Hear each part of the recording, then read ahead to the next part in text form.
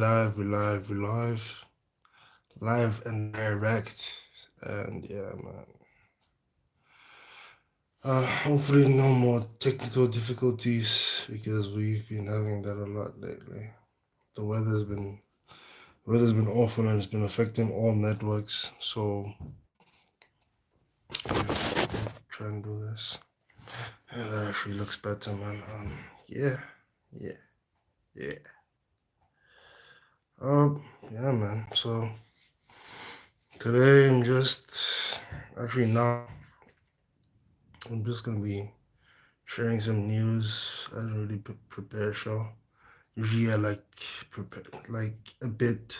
What's going on? Usually oh my god.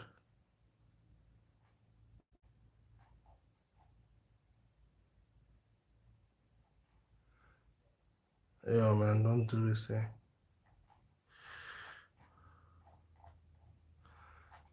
Okay. Oh, I said technical difficulties. Got a bit of a flu. Yeah. Man. Going through the motions, but we're not dimming down the focus. Yes. So, okay. Apparently, a clip has been released, but I can't play the clip because there's been some issues here. And but anyway, it's a film has come out. Film is coming out um, from Jeremy Claiborne's "Meanwhile on Earth." I think I. Oh man, did I see a clip of this earlier? But this is like new footage, and apparently this new footage blends the animation with the live action. You know, it looks like 2D animation, so it's gonna be like a throwback film. Like I don't know if you remember Who Framed Roger Rabbit, but it's gonna be something like that, man. And yeah, who did frame Roger Rabbit? I don't even remember. But anyway, yeah, if I could have played the clip, I would. But it mixes live action but it seems to do it in a very artsy way, in a very, French new wave type of way, you know, like the Godard type of way, you know. Anyway, man. And yeah, that's that for that. Um, Ridley Scott that says that he will not be doing what a lot of directors do, which is have an extended cut of his film. And I can't remember which films of his are extended cuts. But yeah, so new images to tease the upcoming November, December releases have just dropped from Wicked, which will debut on November 22nd to Sonic 3. What? Which will okay, Sonic okay. So from Wicked, which will debut on November 22nd to Sonic 3, which will hit the theaters on December 20th. There are a total of 20 new movies on the release schedule, man. The end of year will mark a busy time for theaters with the release of blockbusters and big budgeted productions. Fandango has debuted the image of each of the 20 upcoming releases on their official X account, including the highly anticipated Wicked, Gladiator 2, Moana 2, Sonic 3, Red 1, A Complete Unknown, and Nosferatu. I can't wait for Nosferatu. Moana 2, I enjoyed Moana, the first one, a lot. I know a live action one is in development, and Nosferatu is the one I'm actually anticipating the most. Red One was actually in development for a while, and that it came out this year. They, I know Jake Kasdan usually his films are usually like high in quality, and I watched what's this the other day. I haven't finished it yet, but I do plan to finish it. Dewey Cox, the Walk Hard, the Dewey Cox story. You gotta walk hard, walk hard, walk. You know, walk the line, and that's fine. Anyway, man, the new image of Wicked features Cynthia Erivo's Alphaba and Ariana Grande's Glinda, while Paul Mescal is in a battle in Ridley Scott's Gladiator 2. Moana 2's new image offers a sneak peek of Moana's extended family, while we get a better look at the villainous Shadow, voiced by Keanu Reeves in Sonic the Hedgehog 3. And yeah, it just shows us the gallery below, man. This holiday season, it it seems like it's going to be it seems like it's gonna be very good, man. Like it's in terms of the movies that it's covering, it seems like it's gonna be on fire. Um, so okay, I don't know a lot of these movies, man. Unstoppable, yeah. I know Mufasa. I know Sonic 3. You know, Nosferatu, The Fire Inside. A Complete Unknown. Better Man. Baby Girl. I don't know none of these, man. But as obviously as the holiday season ramps up, we're going to be seeing a whole lot more of these films, man. And yeah, it's going to be tight. It's going to be tight because the Brutalist, yo, it's going to be tight. You know what? I actually foresee a lot of these movies delaying the releases because I see that on the 20th December, Mufasa, The Lion King is going to be releasing on the same day as Sonic, man. And I don't see that working out for either one. That's gonna be too much, bro. And that's gonna be like a week after Craven the Hunter debuts on the same day that The Lord of the Rings, The War of the Rohirrim. And knowing that Lord of the Rings is a very popular thing. It's a very popular brand, intellectual property, if you must. It's very popular, man. Craven the Hunter, you know, Sony's been hit or miss. The only hits have basically come from Venom and Spider-Man. But you know, they as they try and build up the Sinister Six, there's probably gonna get advertised heaven, and I hope it kind of follows what happens in the comics, where this guy actually is actually lied to and forced to fight when he's told that he has cancer, when he really doesn't. But you know, yeah. Let's see. Yeah, man, it's gonna be very competitive. It's gonna be a very competitive time.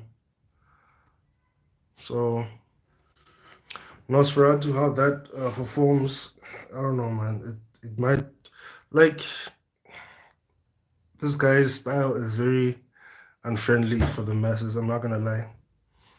Um, Robert Eggers, his style is very unfriendly for the masses, man. Even a film that a lot of people foresaw as making a lot of money, it had a very decent budget for what it did.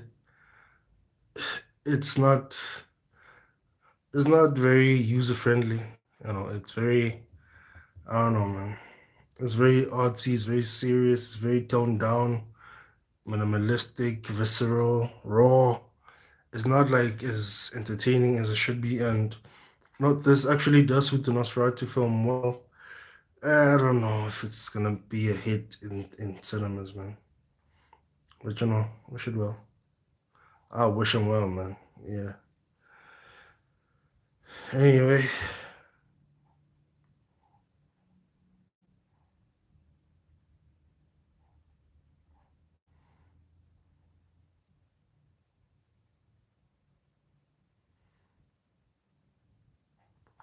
I'm just trying to see. Okay, this basically what this means is that a lot of a Complete Unknown is actually the Bob Dylan biopic. Okay, Hunger Games. I think Y2K is like a smaller budgeted horror film. Not really like comedy horror film. More about comedy and the whole Y2K thing. A lot of kids don't know what DVD is. Surprisingly, in this day and age, much less VHS and cassette tapes and all of that stuff. And Yeah, man. It ought to be interesting. This ought to be interesting. Like how.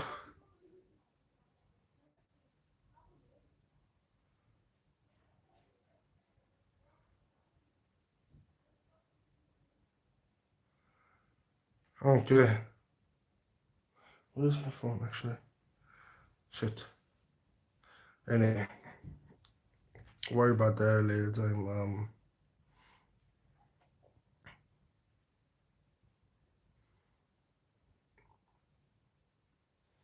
Okay, man. I'm not gonna go too much in this article. Um, oh yeah, Graham Yost is the writer of Speed and Speed One and Speed Two. Speed Two was obviously a bomb, but Speed remains like a classic. Speed sort of started, let me not say kickstarted, but it kind of perfected the whole action thriller genre, and a lot of films just took that. They just took it to the max. Speed is basically Die Hard on a bus, and yeah, man. But Speed is the one of the first films to like do that, to successfully just take the Die Hard formula and put it in a specific situation and have it be very good. I'd actually like to see a remake of Speed 2, like not like not like a specific remake, but like a spiritual remake, like someone being inspired by the idea of something happening on a boat and like doing that kind of thing.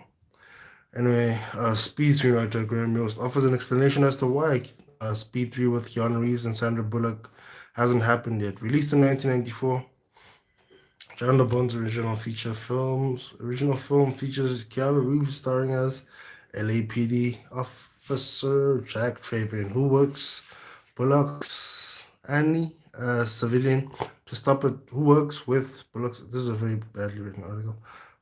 A civilian to stop a terrorist from blowing up a city bus if it drives below 50 miles per hour. While Bullock repairs the role for Speed 2, Cruise Control. Reeves didn't return for the critically panned sequel. Still, interest remains for potential Speed 3, and Reeves is actually back on top of his game with the John Wick series, man. Like he's done a lot with the John Wick franchise, and the project has gotten a lot of positive updates in recent months. Yeah, man, Keanu Reeves' career after like a few dips, especially after the whole Matrix thing, has been kind of saved by the John Wick series, man. Like he's become one of the hottest actors once more, and he seems to be choosing his projects very carefully. Like even with the even with the Sonic 3, that's basically a fan cast, and as we know, Keanu Reeves is very much in touch with the people, so he just did it, man, and he did it well. Um, I don't know, he could be good, man. It could work well. I like to see Jim Carrey and Keanu Reeves in a movie. But anyway, Keanu Reeves is also touted for the Constantine sequel, and Francis Lawrence has also been having his sort of you know his comeback in recent times with the Hunger Games films. I can't remember. Did the Hunger Games do well? The Ballad of Songbirds and Snakes.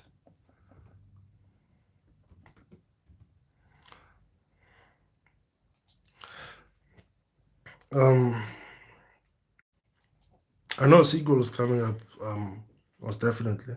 So it did well enough to get a sequel. Um, but Francis Lawrence and Keanu Reeves, they both made their comebacks, and everybody just excited to try and see um Speed 3. Yeah, man. Even though Speed 2 was a failure because of the member berries, uh, that could definitely happen in the near future, man. That actually should happen in the near future. I'd really like to see that. Um, Here's what they had to say. There's been talk around. There's been talk, and then the actors weren't interested. But I wanted for producer Mark Gordon to want to work on it, trying to get the two of them in the same room, let alone the same movie, is not easy. Mark Gordon, I think, is working on something with the two of them, but it's not a Speed thing. There's also just the echo of Speed 2, and that's hard to shake off for Sandra Bullock. Keanu Reeves and I both feel, man, we dodged the bullet on that one. And I used to say that I was not invited to a party that I didn't want to go to, and Keanu just managed to get out of it. It would actually like that would be a major star power if they managed to put both Keanu Reeves and Sandra Bullock in a movie. Like, Sandra Bullock demands a whole lot of money. Keanu Reeves doesn't really care about the money. He cares if the project is good enough. So, yeah, I'd actually like if Francis Lawrence is the one to direct this, even, man. Um, yeah, Speed has 95% critics score on Rotten Tomatoes, accompanied by a 77% audience score. And for an action film like from the 90s, which they didn't really even care that much about, being critically acclaimed. They were just trying to get the best action that they could, and it was just such an effective film, and with like a very good bad guy. It was near a perfect film that you would get, and the fact that it stole Die Hard's concept and only managed to be better than Die Hard was just the cherry on top, man. Yeah. So I'm not even gonna talk about the sequel because that one failed, and yeah. Okay.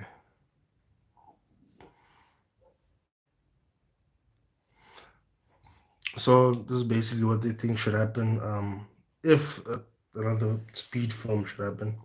The first Speed remains an action classic, and Dragtaven, in addition to John Wick and Johnny Utah, remains one of Reeves' most iconic roles. That being said, that film is now 30 years old, and there's an argument to be made that Speed 3 is better off not happening. As Cruise Control suggests, some titles are better off as one-offs.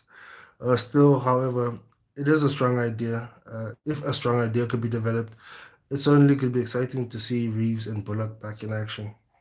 And yeah, man, I for one would actually like to see Speed 3. And I understand why the hype has been building around because Keanu Reeves is working with the producer of the original Speed. So yeah.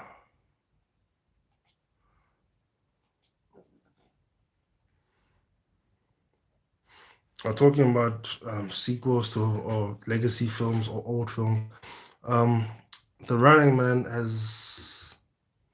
Oh wow, it's already been made. The Running Man photos have been released from the set of the not even the set, photo like I don't know what you call it. These photos where they're shooting a scene and it's basically just behind the camera, so it looks like it's photo from the scene. But yeah, if I could get the name of that, I would. They've been released, man. Directed by Edgar Wright, the film is an adaptation of a Stephen King novel, and I watched this film the other day. I watched it with Arnold Schwarzenegger. Um, it's a 1987 film starring Arnold Schwarzenegger, and the plot focuses on a man named Ben Richards who competes on a reality TV show where contestants must avoid a team of hitmen sent to kill them. The new adaptation of the movie will feature Glenn Powell as its lead, and Glenn Powell, his career is taking off. To be honest, man, from his bit part role in what's this film? The Tom Cruise film, Top Gun. Yeah, the Top Gun sequel. Um, Anyone But You, which like was a sleeper hit in films with Sydney Sweeney, and the recently released Hurricane reboot, um, Tornadoes. Was it? Yeah, Tornadoes. Twisters. Yeah, that's the name. Which was also pretty decent. Didn't perform that well at the box office, but it was a good film. I didn't watch it though. That's just based off the reviews, and some reviews can be misleading, but that's neither here nor there. This film stars Glenn Powell, of course, including a cast of Josh Brolin, Katie O'Brien, and William H. Macy, which is very decent, man. Thanos starring in the Running Man. Now, the Daily Mail has revealed the first set photos for the Running Man. The first image shows Powell in a fairly plain outfit, including a sweatshirt and cargo pants, walking on the set. Other set for okay, here are some other photos from the article. Paul in a fairly plain outfit. Other set photos revealed numerous extras on set of the Running Man, many who play uniformed guards, In addition to displaying Powell and extras on the set of The Running Man, the photo showed a series of retro 80 cars lined up on the set of the King adaptation. I don't really think that was necessary because um, the film is set in a futuristic. It's like it has a futuristic setting anyway, so you could set it in today and in like modern day times, and just say it was in 2047, and we wouldn't really know. Okay, like the Arnold Schwarzenegger film had a retro futuristic feel to it, meaning that some things were very much of its time, and some things were very much futuristic. So they could have done that, man. They didn't really have to, have it really retro futuristic in terms of old school and you know.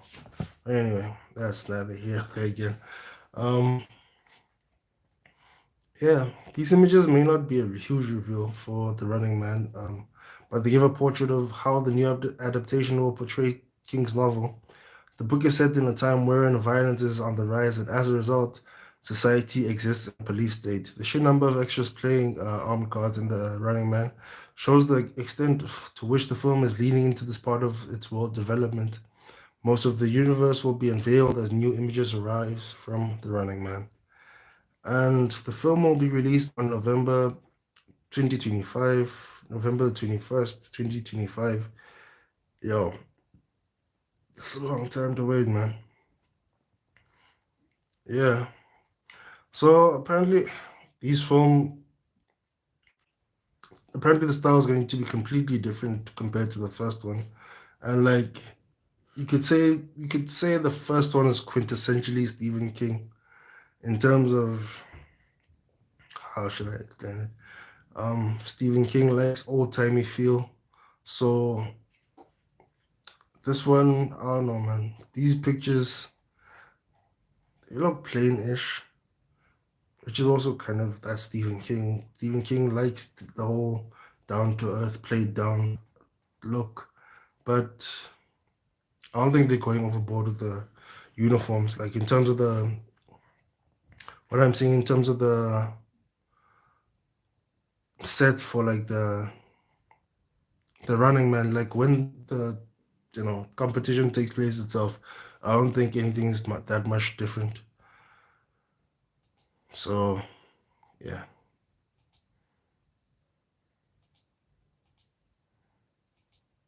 I don't think I articulated myself well there, but anyway, man. Anyway, that's also what the title says. I mean, that's also what the article says. It's going to be stylistically very different. And hey, man, Edgar Wright is a very good director, so I can't wait to see that. Um, watch Baby, watch Baby Driver if you can. Please smash the like button. I'd appreciate that. All the people who's watching. The head of Blumhouse, Jason Blum, recalls firing a whole bunch of people after filming a scene for Sinister. Directed by uh, Scott Derrickson. The horror movie follows Ellison Oswald, Ethan Hawke, who discovers a collection of mysterious Super 8 videos revealing past murders and the supernatural presence known as Mr. Boogie. Since being released in 2012, Sinister has left an impression on audiences and is often considered one of the scariest films ever made. Along with Hawke, the cast include Juliet Rylance, Claire Foley, Fred Thompson, James Ransone, and Nicholas King. In a recent video shared by Blumhouse, Hot Ones host Sean Evans questioned Bloom about the potential difficulty of making films. The CEO answered by revealing that while shooting a scene from Sinister, which involved hanging bodies, there was a costly mishap. Reading his comments, read his comments and check out. Okay, okay. Yo, yeah. So do check out the Jason Bloom interview on Hot Ones, man. It's on YouTube, and yeah, it's under the Blumhouse banner, not under the Hot Ones banner, as it usually is. And but let's read what he says, man. He says there are a few. Sinister stands out. Scott Derrickson's first movie with us. Remember, it opened with the family hanging in that horrible, haunting shot. Well, the effects guy who was doing that did not do it right. Oh man, and one of the people got hurt really badly, and we had to shut the movie down, and we had to stop for 3 days and fight a whole bunch of people and start over. Yo, man, imagine doing a hanging scene and the stunt guy does it wrong. Like you could actually kill someone with like some basic things can be very deadly on movies, man. And the unfortunate thing is that a lot of people get hurt all the time, and from the smallest to the largest movies. And this is a very small movie. Um, what Bloom's comments on that sinister scene mean on safety is an important part of filming. Yeah, man. Ensuring the safety of everyone involved is an important part of making movies, especially those associated with well-known companies such as Blumhouse. As Blum revealed in the video, a production process can be hindered by non-union films. Like as I said, it's a very small film, so a lot of people weren't even unionized, meaning no insurance for a lot of the time, and heavy penalties, no protection, and like the filmmakers are heavily liable in terms of should anything happen on set, they would be sued badly, and given that there's no insurance, they would have to pay it out of pocket. Protection against dangerous conditions or haphazard decision making is necessary based on Bloom's comments, having served as a producer on Sinister. He took that seriously, replacing crew members and potentially spending more money in shooting after an injury occurred was the correct move. There are many unsettling moments in Sinister, but the scene that Bloom discussed appears immediately as film begins, when Super 8 footage shows a family of four stacks over their heads as they are slowly hanged. Because the bodies move, demonstrating their brief struggles, using dummies would likely not been as effective. However, if handled the wrong way, whether the issue was harassing the whether the issue was with her harnessing stunt performers or something else, it isn't hard to imagine the possible danger in filming. And this is just a take on Bloom's Sinister comments. While Bloom revealed the number of days Sinister was set back, it is worth wondering how much this mishap affected the overall production budget. As I said, this was a very small movie, and yeah, man, probably didn't have that much money. Nevertheless, that opening scene manages to perfectly set the tone for Derrickson's movie, revealing what happened to the home before Ellison moved in and giving audience a sample of what would come with additional footage. Blum's comments about his former experiences indicate that what happened on Sinister was a rare occurrence and that he continues to ensure safety on set. And yeah, man.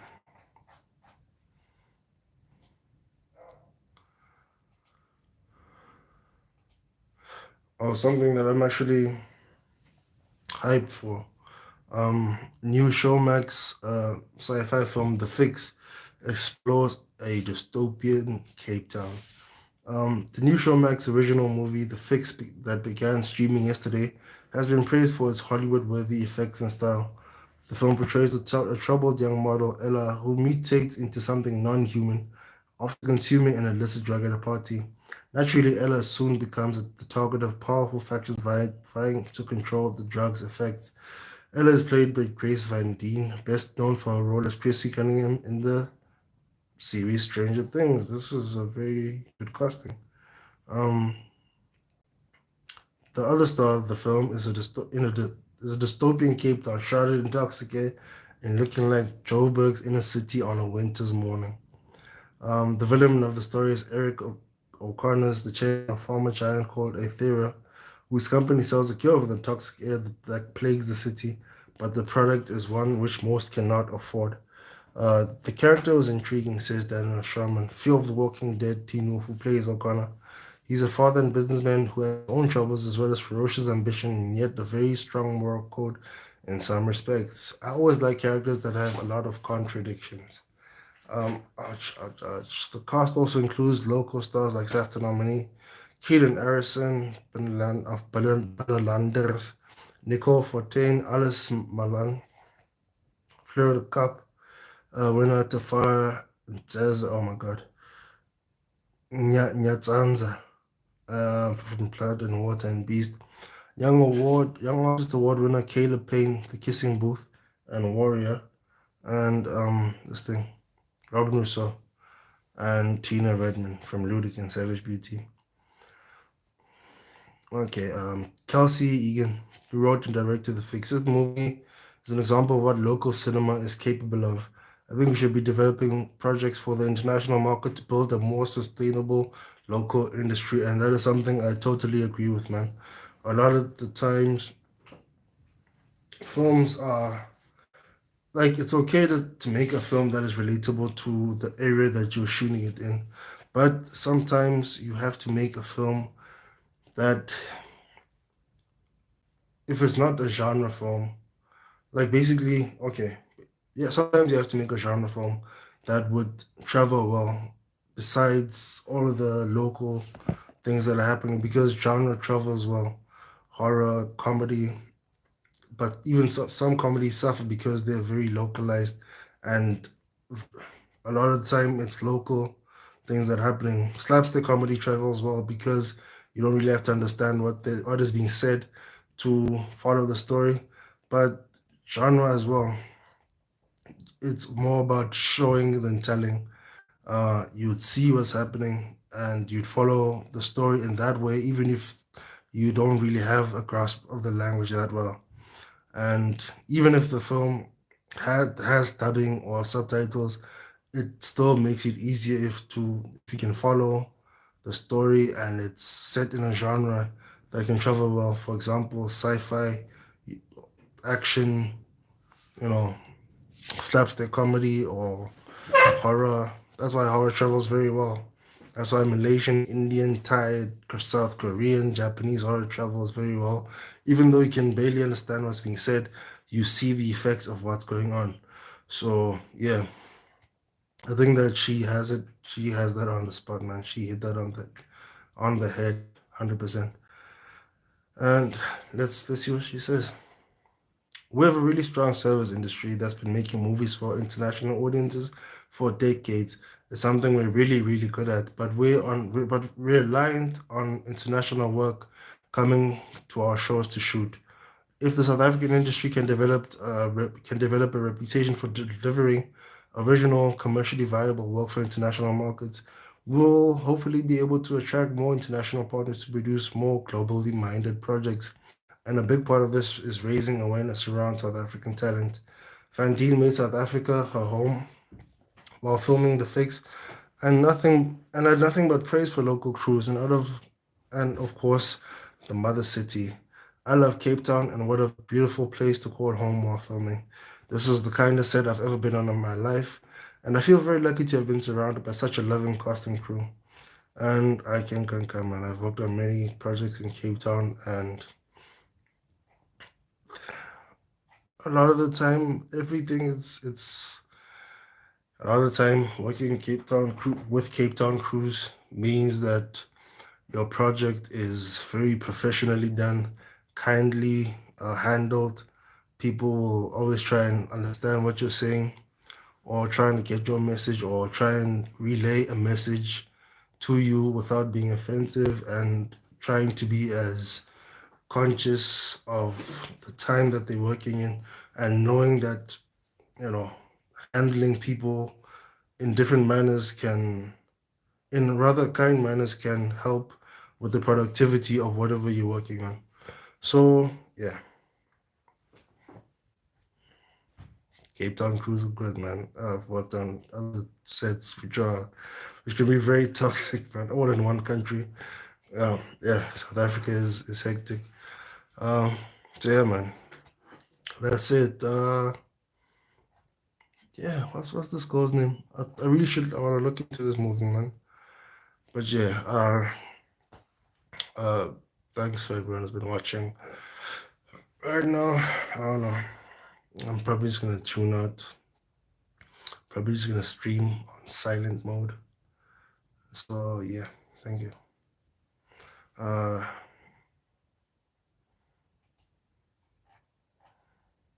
oh yeah, apparently Godzilla's also coming back to theaters, man.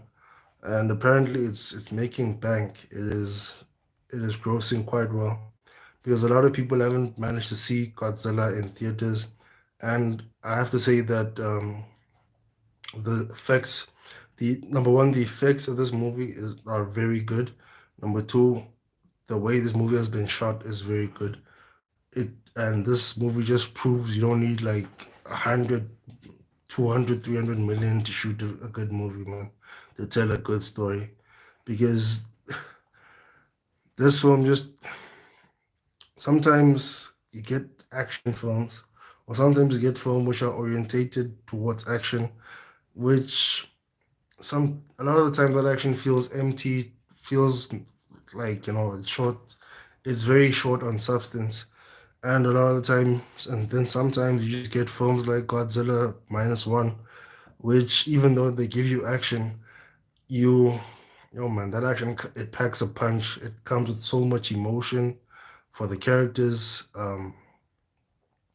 It can be so well done, so well placed. It like it can serve give a such a broad message to what's happening without times even and I kind of feel that this one its message is a very broad message, not very broad. It's what's this word?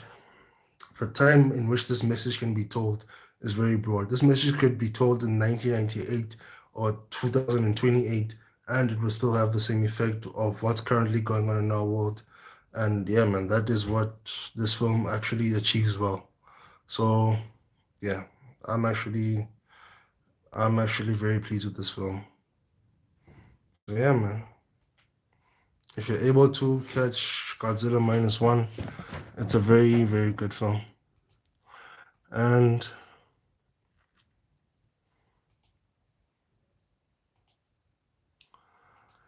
yeah, I'm trying to see something.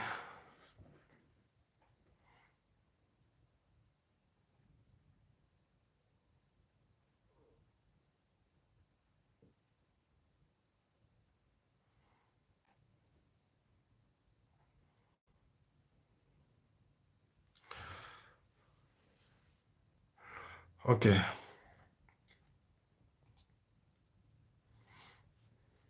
Um, I'm actually trying to see if I can do this thing. I want to, I want to take an experiment to see if I could do a review on here and then just edit it after the fact, but I don't think I can. So, yeah.